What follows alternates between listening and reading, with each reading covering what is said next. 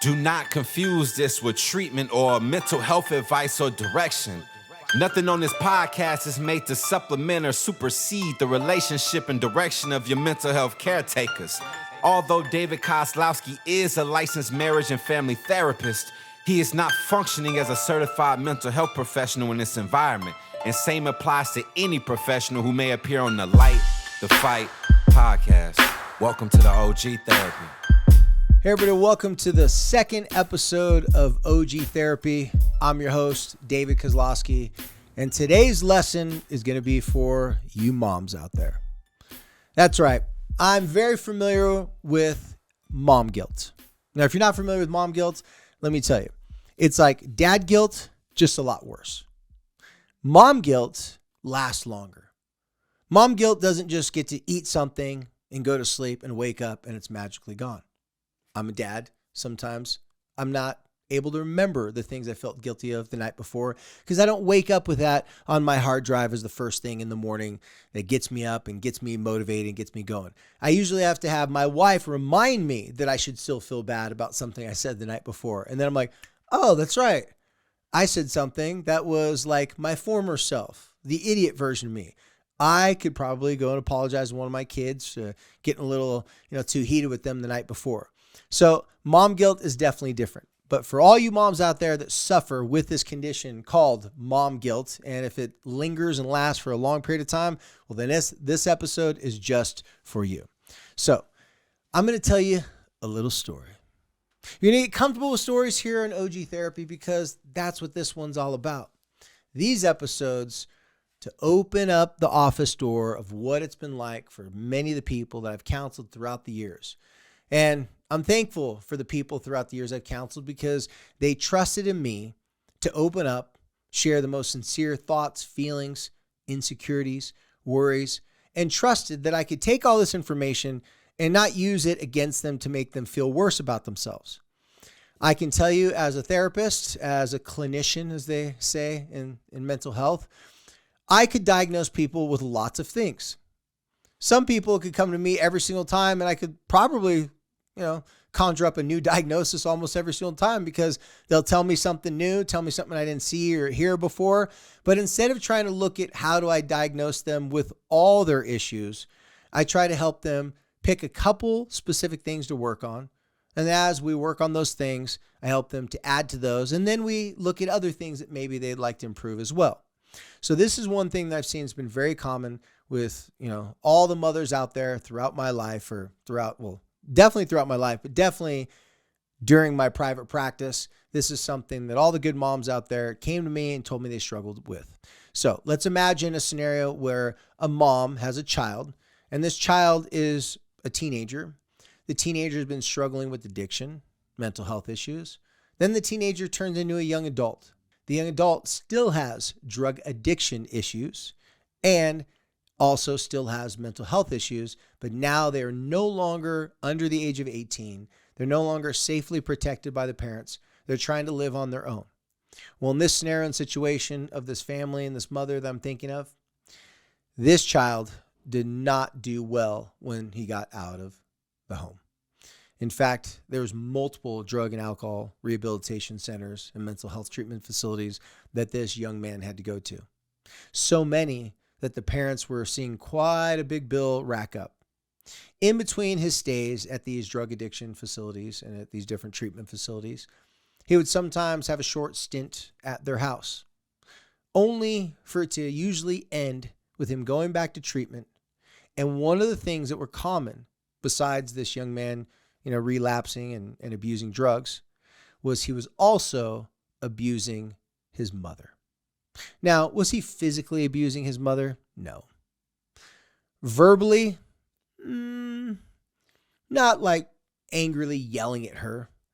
But was he abusing her love? Was he taking advantage of everything that she did for him, was willing to do for him?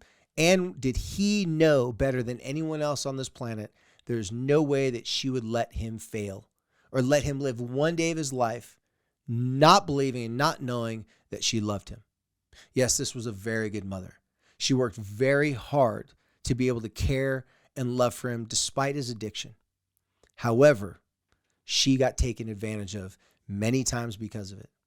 She would usually come in to me and say, well, it happened again. And I'll be like, what are you referring to this time? Well, we got a call from Visa, Discover, whatever credit card it was at that time. And again, he stole our credit card number, using our credit card, racked up a couple $1,000s. Well, this happened on a couple different occasions.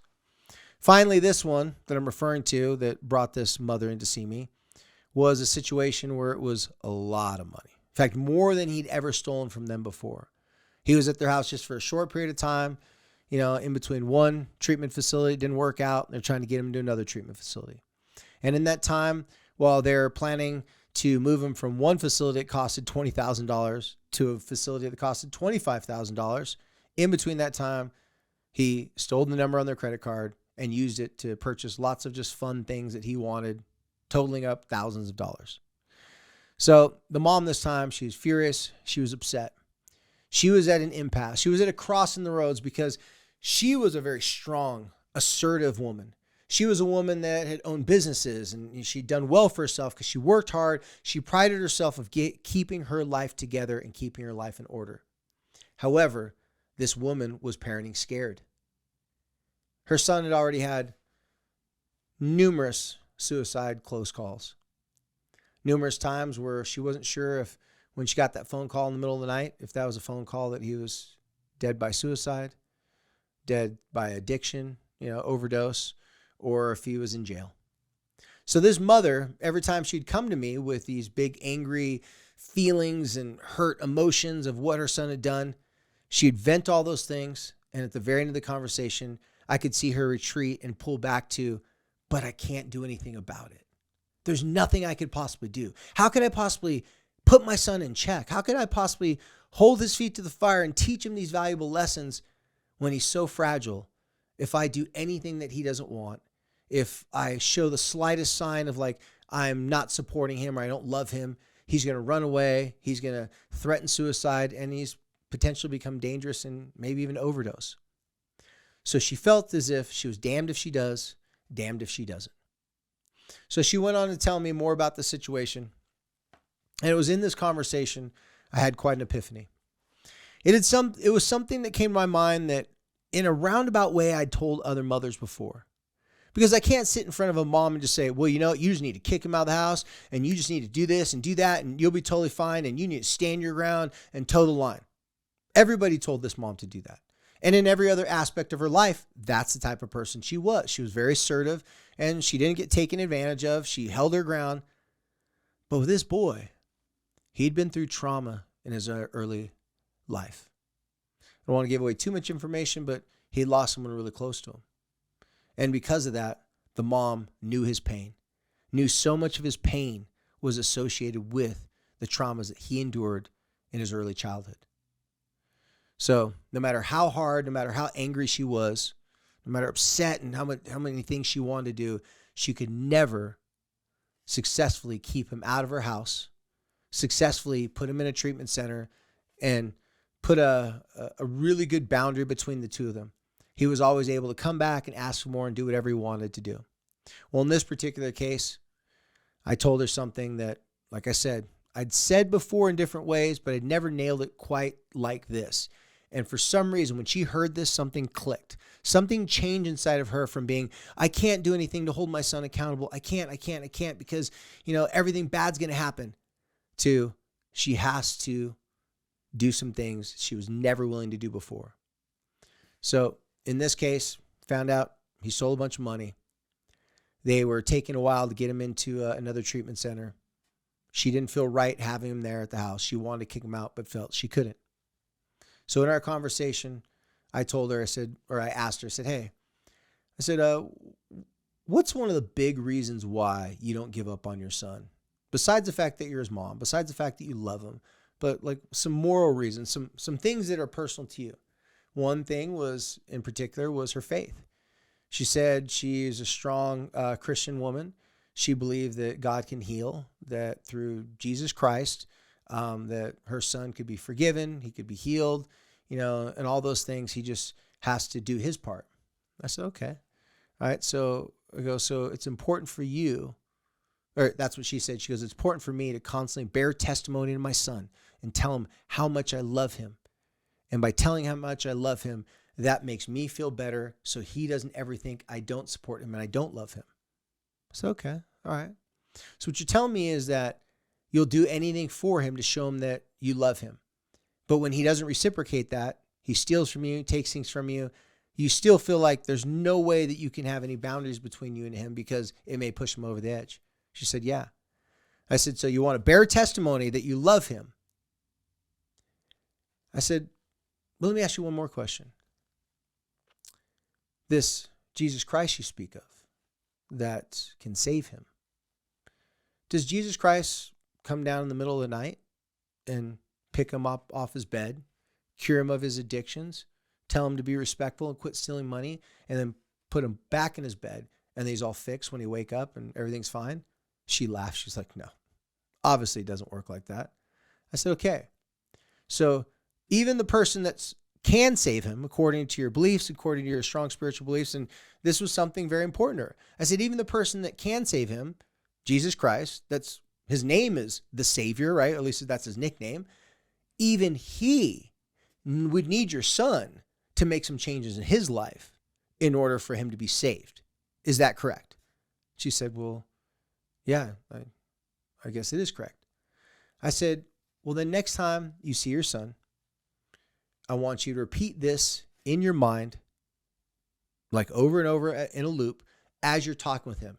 And I bet this is going to change your body language. It's going to change the way you approach your son. And it's also going to change what you state to your son. By the way, I left out a small detail. Her and her husband weren't doing so well in their marriage because of these issues. Her husband was at his wit's end.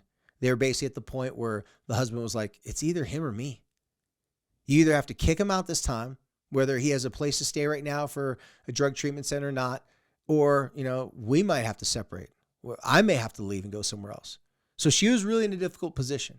She obviously didn't want to lose her husband or marriage, but she obviously felt this protective nature that she had to be there for her son, no matter how bad he treats her, no matter what he does.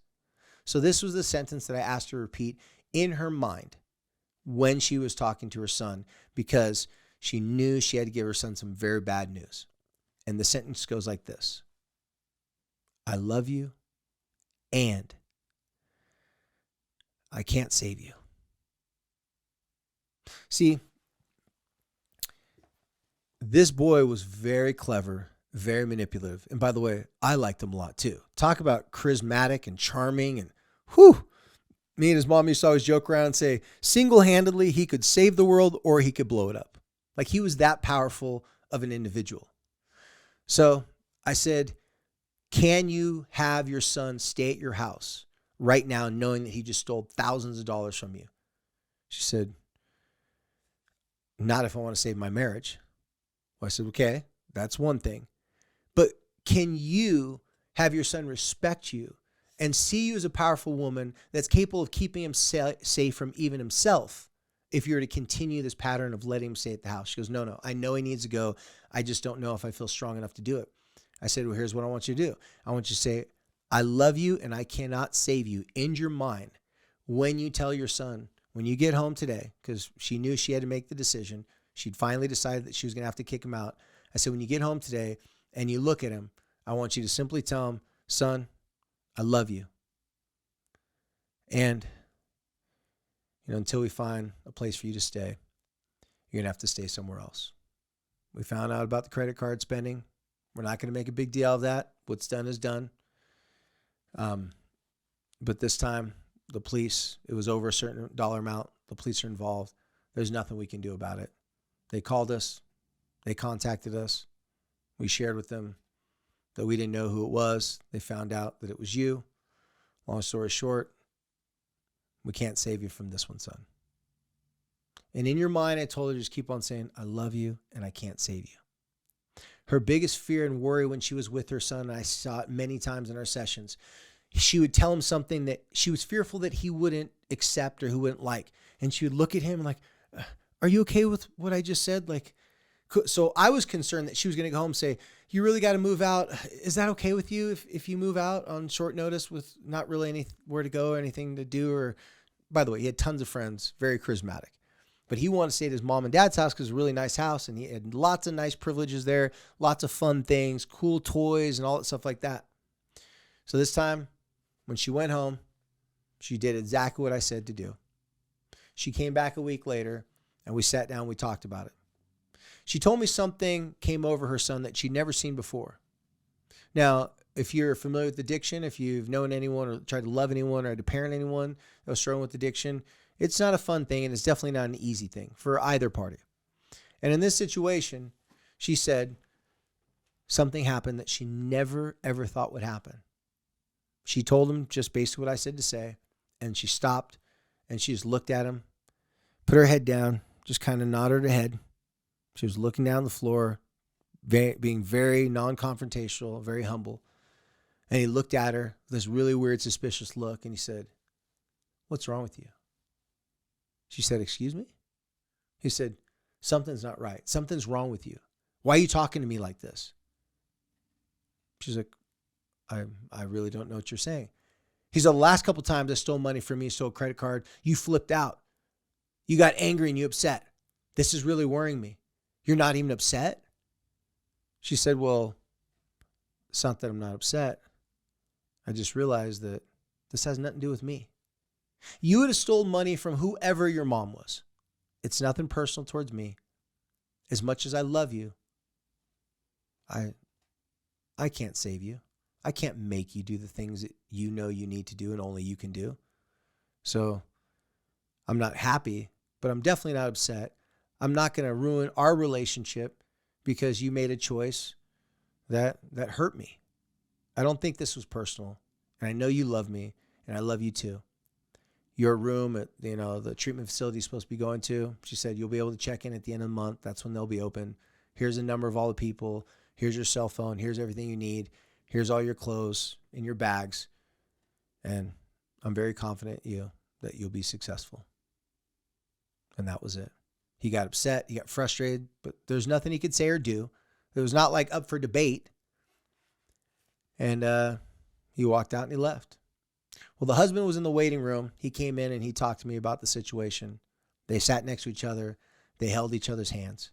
He confessed to her that he loves her and he couldn't save her from trying to save her son. They had a very deep conversation. She realized that her admiration for wanting her son to change his life showed that she was a good mom. But she was scared that if she didn't do everything she could, her son maybe would give up on himself. And I told her, if your son does not know that you love him now and have always loved him, and if he doubts that in any way, shape, or form, it just wouldn't make any sense. Your son knows how much you love him. He knows you've always been there for him. He knows what you want him to do versus what he's actually doing. It's not required for you to save him or feel that it's your job to be his emotional caregiver and save him from everything that could possibly hurt him. Now, I wasn't being cavalier and telling her that she should just give up on him. Of course not. That was not in her DNA. There's no way she could have given up on this young man. But what I wanted her to see was one simple truth. A, she loves him, state it, put out there to the universe. And B, another simple truth. She can't save him. If Jesus Christ, the Savior himself, can't come down and take his addictions away, take his spending habits and his thievery away, well, then neither could she. Well, there's a lot of good times since then. This was years ago.